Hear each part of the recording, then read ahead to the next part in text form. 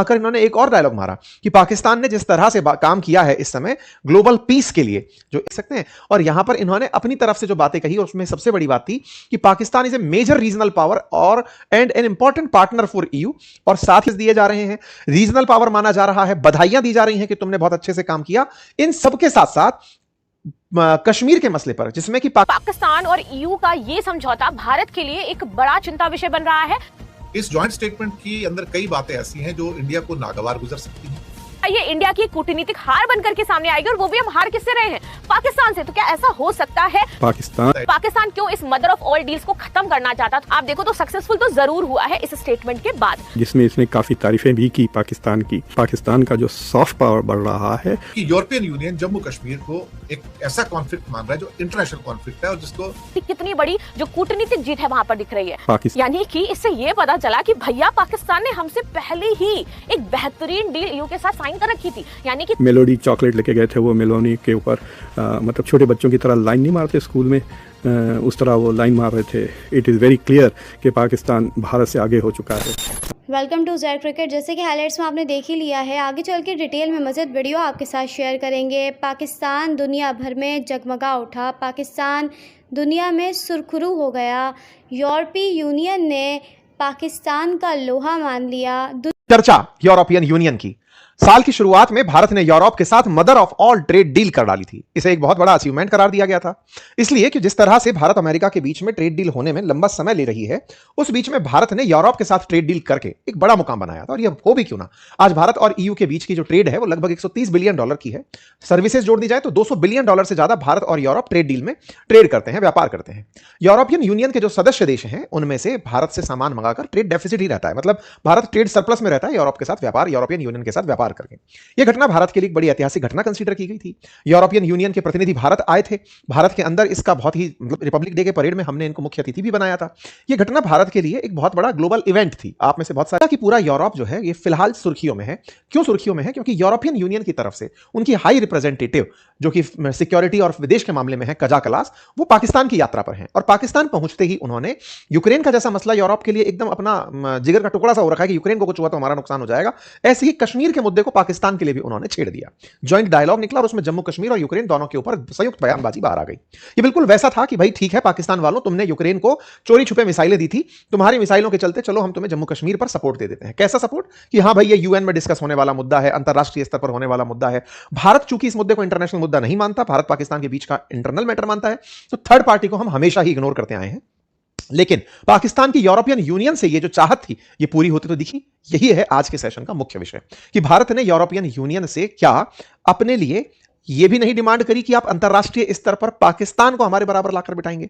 पाकिस्तान, जहां मैंने आपको आते ही ट्रेड गिनाया कि लगभग 200 बिलियन से डॉलर से ज्यादा का ट्रेड भारत और यूरोपियन यूनियन करते हैं, पाकिस्तान यूरोपियन यूनियन के साथ हद मार के 14 बिलियन डॉलर का व्यापार करता है, यानी कि 1/12वां हिस्सा भी नहीं कर पा रहा है। और ऐसे में बराबरी लाकर के आप उसको ऐसे बिठा रहे हैं कि नहीं, ये बैलेंसिंग एक्ट में कंसीडर की जानी चाहिए कि जब भी हम दक्षिण एशिया की बात करें तो भारत पाकिस्तान को बराबर। और तो और यहां आकर इन्होंने एक और डायलॉग मारा कि पाकिस्तान ने जिस तरह से काम किया है इस समय ग्लोबल पीस के लिए, जो अमेरिका और ईरान के बीच में संबंध स्थापित कराने का, नेगोशिएशन कराने का प्रयास कर रहे हैं, वो कमांडेबल है। तो चलिए साहब आज इनकी पूरी कमांडेबल व्यवस्था का विश्लेषण करते हैं, जानते हैं, इस कहानी के मायने समझते हैं। हाई रिप्रेजेंटेटिव क्या होता है? तो ये समझिए कि अगर यूरोपियन यूनियन खुद एक देश होता, जैसे आज उसमें कई देश हैं, लेकिन उनमें से अगर संयुक्त रूप से सबको एक देश कह दिया जाए तो ये विदेश मंत्री कंसीडर की जाए। इस तरह से आप इनको समझ सकते हैं। ठीक है, तो काफी पावरफुल पोस्ट है।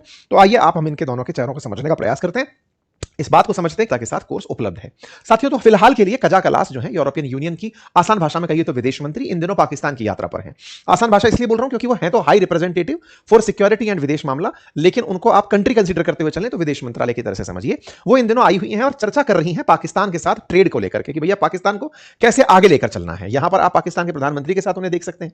कजा कलास को इन्वाइट पाकिस्तान ने किया था, रिसीव करने के लिए खुद इशाक डार इनको पहुंचे थे। मतलब एक तरह से जब ये आई तो इनको बिल्कुल इशाक डार ने अपने यहां का मेन गेस्ट बनाकर सभी से इंट्रोड्यूस कराया, जो कि यहां के पाकिस्तान के उप प्रधानमंत्री हैं। यह घटना अपने आप में कंसीडर क्यों की जा रही है? क्योंकि ईयू अभी इस साल की शुरुआत में तो भारत के गुण गाता दिख रहा था, अब पाकिस्तान के साथ में खड़ा दिखाई दे रहा है। अब आपके दिमाग में एक बेसिक सवाल आएगा, तो क्या पाकिस्तान से संबंध रखना बंद कर देंगे दुनिया के देश? क्या भारत ने इस तरह की रणनीति अपना रखी है कि मतलब अगर रहना है तो भारत के साथ रहो, नहीं तो मत रहो, ऐसी स्थिति है क्या? नहीं, भारत कभी भी यह नहीं कहता कि भारत के साथ हो तो पाकिस्तान के साथ मत रहो, यह आपका विषय है, लेकिन बराबर मत रखो। हमें असली चिड़ इस बात से है कि आप हमसे जो व्यापार का लेवल रखते हैं वो इनके साथ नहीं रखते, लेकिन इन्हें खुश करने करने के लिए जो पहले ब्रिटिशर्स किया करते थे अपीजमेंट यानी कि तुष्टीकरण, इनकी गलतियों को इग्नोर करते हुए इन्हें बराबर के लिए शाबाशी दे देना। गलतियां एन नंबर ऑफ गलतियां हैं। बलूचिस्तान के अंदर स्थिति में पाकिस्तान के विषय पर भारत का स्टैंड यह रहा है कि दुनिया वालों कम से कम इतना तो रिकॉग्नाइज कर लो कि आपके लिए भारत पाकिस्तान पड़ोसी नहीं है। मतलब ऐसे ना समझा जाए कि पड़ोसी की तरह इक्वल ट्रीटमेंट दे देंगे, आप हमें वो कर रहे हैं। आप में से कुछ लोग कहेंगे सर अपन भी तो यही करते हैं रशिया यूक्रेन के मामले में, अपन भी तो दुनिया के बहुत से मामलों में ऐसा ही करते हैं। तो भैया इसका मतलब यह हुआ कि भारत भी जब दुनिया को बैलेंसिंग एक्ट में लेकर चलता है तो फिर ये भी हमको लेकर चल रहे हैं। लेकिन भारत यूएन चार्टर का एक बहुत बड़ा बिंदु मानता है, और वो कौन सा है कि दुनिया में इंटरनल मैटर्स पर कोई दूसरा देश प्रतिक्रिया ना दे। ये लोग इंटरनल मैटर्स बोले तो भारत के लिए जम्मू कश्मीर आंतरिक मसला है, ऐसे में इनके बयान यूएन चार्टर का उल्लंघन है। मैं आप कहेंगे यूएन चार्टर पढ़ाने लगे आप, तो इसलिए क्योंकि इन दोनों की जब वार्ता हुई ना तो वार्ता में जम्मू कश्मीर का जिक्र यूएन चार्टर के तत्वाधान में किया गया कि साहब कश्मीर का जो मुद्दा है, जम्मू कश्मीर का जो मुद्दा है उसे हम यूएन के अंदर डिस्कस के लिए तैयार हैं, या फिर एक तरह से इनके प्रति सिंपैथाइज होने की बातें की गई। तो यहां पर आप इनकी सारी की सारी मीटिंग्स देख सकते हैं, और यहां पर इन्होंने अपनी तरफ से जो बातें कही उसमें सबसे बड़ी बात थी कि Pakistan is a major regional power और and an important partner for EU, और साथ ही साथ में I commended Pakistan for its key role in facilitating US Iran talk, कि तुमने बहुत बढ़िया किया, तुमने इनकी जो बातचीत कराई और तुम एक मेजर रीजनल पावर बनकर के निकले हो, इसके लिए बधाई। और Pakistan largest export destination, Pakistan के लार्जेस्ट एक्सपोर्ट डेस्टिनेशन के रूप में यूरोपियन यूनियन है, और हमारे लिए तुम जीएसपी प्लस की धारणा रखते हो, यानी कि गुड्स एक्सपोर्ट के अंदर हम तुम्हें प्रेफरेंस देते हैं generalised scheme of preferential plus के अंदर। तो कुल मिलाकर पाकिस्तान के साथ ट्रेड में प्रेफरेंसेस दिए जा रहे हैं, रीजनल पावर माना जा रहा है, बधाइयां दी जा रही हैं कि तुमने बहुत अच्छे से काम किया। इन सबके साथ साथ कश्मीर के मसले पर, जिसमें कि पाकिस्तान पक्ष जम्मू कश्मीर के मुद्दे पर जानकारी दी और यूरोपीय संघ ने यूक्रेन के मसले पर जानकारी दी और कहा कि Pakistan side briefed on the issue of Jammu Kashmir, EU side briefed on the issue of Russia war against Ukraine, both side expressed support to peaceful resolution of conflict through dialogue and diplomacy in accordance with the principle of UN charter. मतलब कि इन मसलों को UN में ले जाने को तैयार हैं। ये जब बात निकल कर आई तो इसकी प्रतिक्रियाएं भी आना लाजमी थी। तो पाकिस्तानियों ने इसको इस तरह से दिखाया कि लो भारत वालों, अभी कुछ दिन पहले तुम्ही ने इनका सम्मान किया था जब ट्रेड डील की थी, कहा था कि mother of all deal sign हो गई है, भारत के प्रधानमंत्री ने बकायदा इनके चीफ को बुला करके सम्मानित किया था, तमाम प्रकार की एक बड़ा अचीवमेंट कंसीडर हुआ। लेकिन उसके बाद अब पाकिस्तान को साधने पहुंचते हैं, व्यापार करिए, व्यापार करने में किसी को किसी से कोई दिक्कत नहीं है। दिक्कत इस बात की है कि आप उनके नेशनल इंटरनेशनल मुद्दों में इंटरफेरेंस दे रहे हैं, आप उनके मामलों को इंटरनेशनल करने का प्रयास कर रहे हैं जो भारत से भी जुड़े हैं। इशू इस बात पर है, और ये जो बात आपके सामने निकल कर आई जिसमें मेजर रीजन पावर इसको कंसीडर किया गया, ये दर्शाता है कि यूरोप बैलेंसिंग एक्ट में विश्वास कर रहा है कि जनवरी में आपसे बतिया कर गए थे कि अब तुम्हारे साथ में आकर के जून में तुम्हारे साथ बतिया दे रहे हैं, सब ठीक हो जाएगा। ये जो ईयू पाकिस्तान सहयोग दे रहे हैं, तो कुल मिलाकर बात यह है कि यूरोपियन यूनियन का ये जो बर्ताव है इसे हमें इग्नोर करके आगे ही बढ़ जाना चाहिए। भारत को चाहिए कि कश्मीर के मसले को लंबा ना खींचे, खत्म ही कर दे, कि ले जाकर के चलो भाई दुनिया में इतनी वॉर छिड़ रही हैं, एक और छिड़ जाएगी, अपडेटेड हो जाएंगी चीजें। आपको क्या लगता है, ऐसी फीलिंग नहीं आती कि भारत एक दिन इसी युद्ध के काल में अमेरिका ईरान उलझे पड़े, रशिया यूक्रेन उलझे पड़े हैं, सब लोग चल रहे हैं, अपन भी अपना अपना काम निपटा के चले आए? क्या लगता है आपको? हालांकि इसकी कुछ टेक्निकलिटीज हैं, आप में से कुछ जिम्मेदार श्रोता कहेंगे कि नहीं सर आप युद्ध के अंदर समझते नहीं है कितना नुकसान हो सकता है, लेकिन रोज का नुकसान से बेहतर एक दिन का नुकसान है। कुछ इस विचार के भी अगर साथी हैं तो कमेंट बॉक्स में जरूर बताएं। भारत ने कई पॉइंट्स हैं जॉइंट डिक्लेरेशन के अंदर। पॉइंट नंबर 11 क्या कहता है? पॉइंट नंबर 11 कहता है कि पाकिस्तान ने जम्मू कश्मीर के मुद्दे पर इंफॉर्मेशन दी।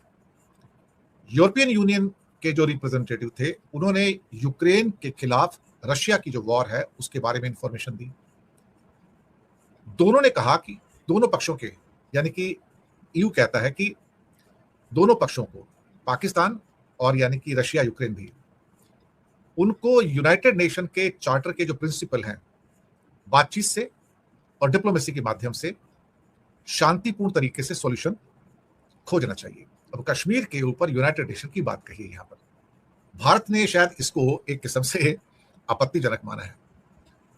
एक्सपर्ट्स का मानना है कि इस लैंग्वेज को एक्सेप्ट करके ईयू ये मान लेता है कि जम्मू और कश्मीर एक इंटरनेशनल इशू है, जो इंडिया नहीं मानता। इंडिया कहता है कि एक बायलैटरल मुद्दा है, लेकिन पाकिस्तान कहता है कि ये इंटरनेशनल मुद्दा है और इसको यूनाइटेड नेशन के द्वारा सॉल्व किया जाना चाहिए।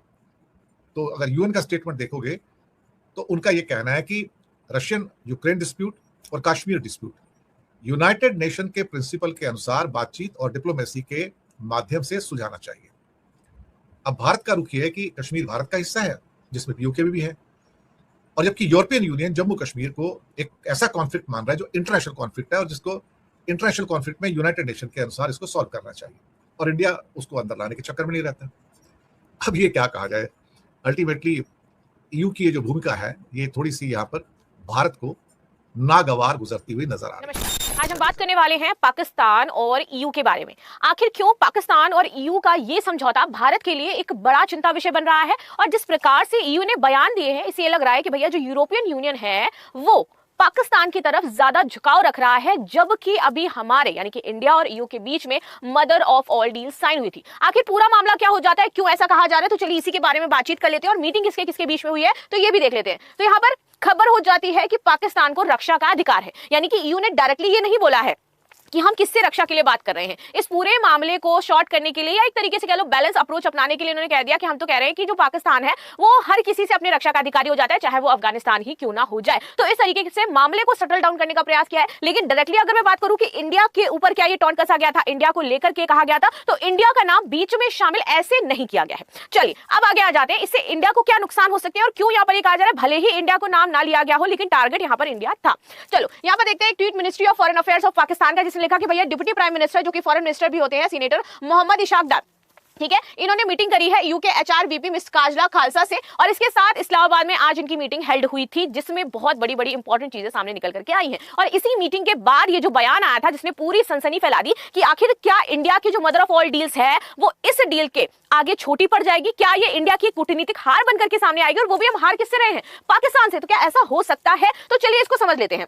आगे आ जाते हैं। तो ये पूरी न्यूज हर जगह चर्चा में चल रही थी that EU high representative for foreign affairs to visit Pakistan tomorrow, EU strategic vision a foundation for deeper Pakistan EU political ties. तो यहाँ पर जो यूरोपियन यूनियन है और आपका जो पाकिस्तान है, इन दोनों के बीच में पॉलिटिकल टाइज भी हमारी बहुत ही ज्यादा स्ट्रांग होती जा रही है डे बाय डे। लेकिन यहाँ पर जिस तरीके से निशाना साधा गया है, और बात कर लेते हैं जो अफगानिस्तान का मुद्दा उठाया गया है। अगर हम कहें तो भैया अफगानिस्तान को इंडिया सपोर्ट करता है, डायरेक्टली भी करता है और इनडायरेक्टली भी करता है, और धीरे धीरे हमारे और जो तालिबानी सरकार है उसके साथ भी संबंध बेहतर होते जा रहे हैं। लेकिन अभी हमने तालिबानी सरकार को एज अ गवर्नमेंट मान्यता नहीं दी है। तो यहाँ पर आपको याद होगा कुछ दिन पहले तक युद्ध चल रहा था, ठीक है, और डूरंड लाइन यहाँ पर विवाद बनी हुई थी। अब अगर इस डूरंड लाइन को ईयू कहता है, मान्यता दे देता है, तो हमारे ये पर्सनल क्लैश उत्पन्न हो जाएंगे ईयू के साथ, और इससे हमारी जो डील हुई है ना वो इफेक्ट हो सकती है, और इससे इंडिया की जो इकोनॉमी है उस पर असर पड़ता हुआ नजर आएगा।